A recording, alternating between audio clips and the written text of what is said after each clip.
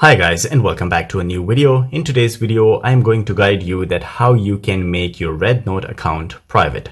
So without wasting any time, let's begin our video. So guys, to begin with, you need to open your Rednote application. Once you do so, the next thing you need to do is to tap on your profile, which is me right at the bottom right corner. From there, you need to tap on the setting gear and it will bring you here.